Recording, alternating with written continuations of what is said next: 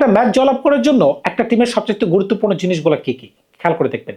টসে জয়লাভ করা, কিংবা পিচ সম্পর্কে ভালো ধারণা রাখা, এমনকি একাদশটা বেশি স্ট্রং হওয়া। এখন ভারতের টিমকে কিন্তু আজকে সবগুলো ডিপার্টমেন্টে কিন্তু কাজ করতে হবে। খেয়াল করে দেখেন, যখন পিচের কথা বললাম, ভারতের সাথে যখন দক্ষিণ আফ্রিকার খেলা, কোন মাঠে খেলা? নরেন্দ্র মোদী স্টেডিয়ামে খেলা।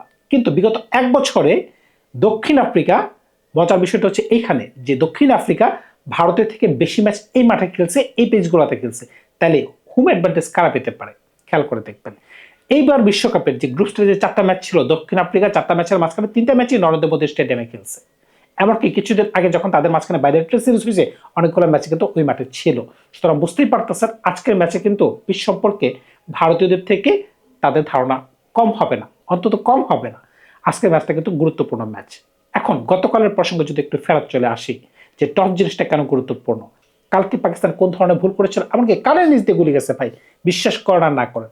দেখেন, যখন টস হচ্ছিল আমরা কিন্তু টিভির পর্দায় দেখতে পাচ্ছিলাম যে গুড়ি গুড়ি বৃষ্টি পড়তেছে, ড্রিজলিং পড়তেছে। এখন এরকম একটা অবস্থায় পাকিস্তান টস জিতলো, এমনকি টস জিতে তারা ব্যাটিং করার সিদ্ধান্ত নিল। এখন কথা হচ্ছে, আপনি সবাই কিন্তু জানি যে টস জেতার পরে যদি বৃষ্টি বিঘ্নিত ম্যাচে যারা ব্যাটিং করবে আগে, তারা কিন্তু একটু ফেসে যেতে পারে। কি কারণে? যারা পরে ব্যাটিং করে তাদের একটা অ্যাডভান্টেজ থাকে। কেন? যদি ম্যাচটা সংক্ষিপ্ত হয়ে যায়, 20 ওভারের জায়গায় যদি ধরেন পাকিস্তান প্রথমে 20 ওভার ব্যাটিং করে 170 রান করলো বা 175 রান করলো, এর থেকে বেশি করা আসলে সম্ভব না। কারণ কি, তারা এই ক্যাটাগরির একটা টিম। 200 এবারে টুর্নামেন্টে কিন্তু আহামরি আমরা দেখি না, একমাত্র শ্রীলঙ্কার একটা ম্যাচে কিন্তু আমরা দেখতে পাইছিলাম। এখন যদি 175 রানও নেয় ম্যাক্সিমাম, তাইলেও কিন্তু যদি পরবর্তীতে যদি নিউজিল্যান্ডের জন্য 10 ওভারের টার্গেট দেওয়া হয়, যেহেতু মাঠে বৃষ্টি, ম্যাচ সংক্ষিপ্ত হয়ে গেছে, 10 ওভার কিন্তু 105, 110 এই পরিমাণ টার্গেট থাকবে। যেখানে নিউজিল্যান্ডের এত স্ট্রং পরিমাণ ব্যাটিং অর্ডার আছে, তখন কিন্তু আপনি নিঃসন্দেহে বলতে পারেন যে নিউজিল্যান্ড কিন্তু ফেভারিট থাকবে। এমনকি ধরেন মাঠে সংক্ষিপ্ত হইল না ম্যাচ, পরে 20 ওভারের ম্যাচই হচ্ছে, 20 ওভারের ম্যাচ হচ্ছে, কিন্তু একটু হালকা বৃষ্টি হয়েছে। এখন হালকা বৃষ্টির কারণে এখন তারা যেহেতু আগে ব্যাটিং করবে, পিচটা যেহেতু ঢাকা আছে, এখন কিন্তু পেস বোলারদের একটু আধিক্য থাকবে। আপনি খেয়াল করে দেখেন নিউজিল্যান্ড টিমে পেস বোলার কয়জন। এমনকি তারা কিন্তু লুকি ফার্গুসনকে নিউজিল্যান্ড থেকে আনায়া তারা দলে ঢুকাই দিচ্ছে। কারণ কি, তারা জানে এই পিচে হয়তো বা পেস বোলাররা একটু সহযোগিতা পাইতে পারে। এমনকি ঈশ্বরীকেও কিন্তু তারা ঢুকাইছে। এখন পাকিস্তানের কিন্তু আরো কিছু শেখার আছে। শুধুমাত্র কথাবার্তা শিখলেই হবে না, খেলাধুলা শিখতে হবে না, কথাবার্তা শিখতে হবে। খেয়াল করে দেখেন, প্রেস কনফারেন্সে সূর্যকুমার যাদব কত সুন্দর করে কথা বলতে পারেন, কত সুন্দর করে ট্যাকল দিতে পারেন। তারা কি বলেছিল পাকিস্তান, যে বাবর আজম এমন ক্যাটাগরির প্লেয়ার যে তাকে 12 ওভারের পরে নামানো যায় না। কেন কথাটা বলা হয়েছিল? গ্রুপ স্টেজের যে লাস্ট ম্যাচে তারা খেলেছিল, কেন বাবর আজমকে নামানো হয়নি, যখন এই প্রশ্ন করা হয়েছে, তখন তাদের পক্ষ থেকে এই ধরনের উত্তর আসছে যে বাবর আজম 12 ওভারের পরে তিনি খেলতে পারবেন না। এটা থেকে কি প্রমাণিত হলো? যে বাবর আজমের কনফিডেন্স লেভেল কিন্তু তারা আরো ইচ্ছে করে ডাউন করে দিতেছেন। এখন সূর্যকুমার যাদবের রিপ্লাই শুনেন। সূর্যকুমার যাদবকে কোন ধরনের প্রশ্ন করা হয়েছে? 3টা ম্যাচ যে অভিষেক শর্মা টানা শূন্য করতে পারছে, এখন আপনার কি চিন্তা হচ্ছে না? তিনি হাসতে হাসতে বলতেছেন, ভাই চিন্তা তো তাদের হওয়ার কথা যারা এখনো তার রান দেখে নাই। তিনি যদি রান করতে পারেন, তাহলে একবার চিন্তা করে দেখেন তাদের কি অবস্থা হতে পারে, যারা এখন বলতেছে যে আমাদের চিন্তা হচ্ছে কিনা। খেয়াল করে দেখেন কত স্মার্টলি তিনি কথা বলতে পারতেছেন। এমনকি যখন তাকে বলা হচ্ছে যে সঞ্জু স্যামসনকে আমরা দেখতে পেলাম যে 1 থেকে 1.5 ঘন্টা তিনি ট্রেনিং করতেছেন, তার মানে কি তিলক বর্মাকে বসাই দিবেন? তিনি হাসতে হাসতে বলতেছেন, কেন তিলক বর্মাকে বসাবো? কোনো কারণই তো নাই। এমনকি এই প্রশ্নের রিপিটে যখন আরেকজন বললো, তাহলে কি আমরা ধরে নিতে পারি যে অভিষেক শর্মাকে বসাই দিব? তিনি হাসতে হাসতে বলতেছেন, ভাই এটা কি বলতেছেন? যেই অভিষেক শর্মা প্রথম বল থেকে 4 ছক্কা মারতে পারেন, এমনকি বিগত 1 থেকে 1.5 বছর ধরে আমাদেরকে সার্ভিস দিয়ে গেছে, এখন আমাদের সময় তাকে ব্যাক করার। সুতরাং বুঝতেই পারতেছেন, এটা করে কিন্তু আপনি সুন্দর করে প্রেস কনফারেন্সটাকে হ্যান্ডেল করতে পারেন, এমনকি প্লেয়ার্সদের মনোবল বাড়াতে পারেন। এমনকি দলের মাঝখানে চেঞ্জ হইতে পারে, কিন্তু সেটা তো আপনাকে প্রেস কনফারেন্সের মাধ্যমে জানার দরকার কিছুই নেই। অনেক কিছু কিন্তু শেখার ব্যাপার আছে। কিন্তু আজকে ভারতীয় দলের মাঝখানে কিন্তু পরিবর্তনটা বাঞ্ছনীয়। শুনতে পাচ্ছে আমরা 9 জন ব্যাটসম্যান নিয়ে আজকে ভারত মাঠে নামতে চায়। 9 জন, তার মানে কি ওয়াশিংটন সুন্দর আজকে খেলবে। যদি ওয়াশিংটন সুন্দর খেলে, তাহলে শুধুমাত্র একজন premium pace bowler Jasprit Bumrah খেলতে পারবেন, সেই সাথে হার্দিক পান্ডিয়া, শিবম দুবে। এখন যদি আপনি ভারতীয় দলটাকে একটু মিলানোর চেষ্টা করেন কিভাবে 9 জন হয়, আপনি খেয়াল করে দেখেন। অভিষেক শর্মা, ঈশান কিষান 2 জন হয়ে গেল। 3 নম্বরে তিলক বর্মা, 4 নম্বরে সূর্যকুমার যাদব, সুন্দর কিন্তু হয়ে গেছে না? 5 নম্বরে হার্দিক পান্ডিয়া, 6 নম্বরে রিঙ্কু সিং, 7 নম্বরে শিবম দুবে, 8 নম্বরে অক্ষর পটেল, 9 নম্বরে ওয়াশিংটন সুন্দর। এটা কিন্তু হাই রিস্ক হয়ে যাচ্ছে 9 নম্বরে যদি ওয়াশিংটন সুন্দর হয়। 10 নম্বরে বরুণ চক্রবর্তী, 11 নম্বরে জাসপ্রীত বুমরা। কিন্তু আপনি যদি আমাকে জিজ্ঞাসা করেন, তাহলে আমি দলটা কিভাবে সাজাতে পারি, আমার 7 নম্বর পর্যন্ত তেমন চেঞ্জ নেই, বা 8 নম্বর পর্যন্ত কোনো চেঞ্জ নেই।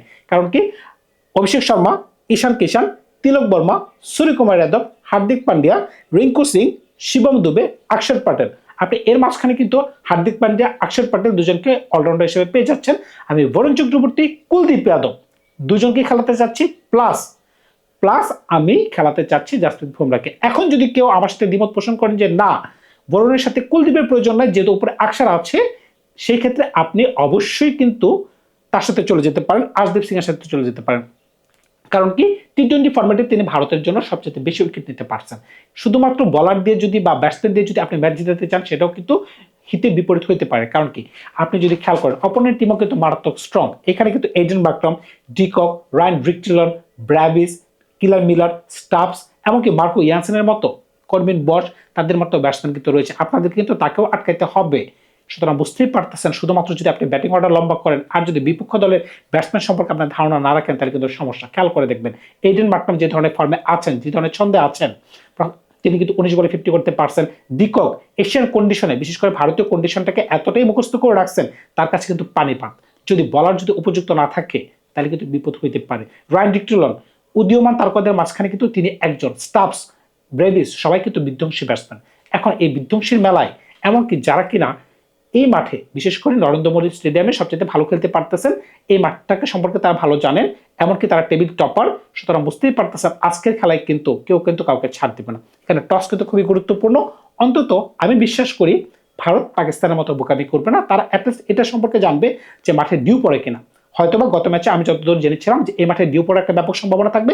যারা টস জিতবে তারা কিন্তু অবশ্যই ফিল্ডিং করার সিদ্ধান্ত নেবে। কারণটা কি, আপনি অ্যাটলিস্ট এটা জানতে পারতেছেন যে আপনার টার্গেটটা কত হতে পারে, আপনি কোন পেসে রান করতে পারবেন, দলে কয়জন ব্যাটসম্যান আপনার প্রয়োজন, কয়জন বলার আপনার প্রয়োজন। তবে আজকে যদি বরুণ চক্রবর্তী আর কুলদীপ যাদবের একটা কম্বিনেশন আজকে আমরা দেখতে পাই না, তাহলে হয়তোবা ভারতের জন্য সেটা সুন্দর হতে পারে, আমাদের খেলা দেখতে ভালো লাগতে পারে, এমনকি বিপক্ষ দলকে তারা একটু চাপে ফেলতে পারে। এটার পিছনে কারণ কি, তারা যত কথাই বলেন না কেন, তারা কিন্তু স্পিনে একটু দুর্বল থাকবে। পেস বলারটা তাদের জন্য এতটা আহামরি বিষয় না, কারণ কি তারা যে কন্ডিশনে খেলে অভ্যস্ত, তাদের বলগুলো সবগুলো বুক বরাবর আসে। আপনি যদি আফ্রিকান কন্ডিশনের কথা চিন্তা করেন, এখন যেহেতু নরেন্দ্র মোদী স্টেডিয়ামে খেলা, একটু পিচটা স্লো হতে পারে। তো তাই কিন্তু আমি বলতেছি যে যদি আজকে তারা একজন পেস বলারকে কমিয়ে, ওয়াশিংটন সুন্দর কথা আমি বলতেছি না, ওয়াশিংটন সুন্দর তিনি ব্যাটিংও করতে পারতেছেন, বোলিংও করতে পারতেছেন, কিন্তু তার থেকে যদি কুলদীপ যাদবকে না হয় প্রিমিয়াম বলার, ভাই প্রিমিয়াম বলার প্রিমিয়াম বলারই। এখন আবার যদি ভারত মনে করে যে না, একজন ফিঙ্গার স্পিনারও আমাদের প্রয়োজন, যেহেতু ওই দলে রায়ান ভিক্টিলন রয়েছে, ডিকক রয়েছে, এমনকি আরেকজন রয়েছে বামহাতি ব্যাটসম্যান, তাই কিন্তু তারা যদি চিন্তা করেছে না আমাদের একজন ফিঙ্গার স্পিনার প্রয়োজন, অফ ব্রেক বলার, সেই ক্ষেত্রেও কিন্তু তারা কিন্তু চাইতে পারে। ভারতীয় দলের চিন্তাও কিন্তু ফেলে দেওয়া যাচ্ছে না। তবে একাদশটা খুবই গুরুত্বপূর্ণ, টসটাও গুরুত্বপূর্ণ, সবকিছুই গুরুত্বপূর্ণ। আশা করা যাচ্ছে যে আজকে ভারত খুব সহজেই ম্যাচটা জয়লাভ করতে পারবে। ধন্যবাদ সবাইকে, ভালো থাকবেন আপনারা। নতুন কোনো গল্প নিয়ে খুব শীঘ্রই হাজির হবো আপনাদের সাথে।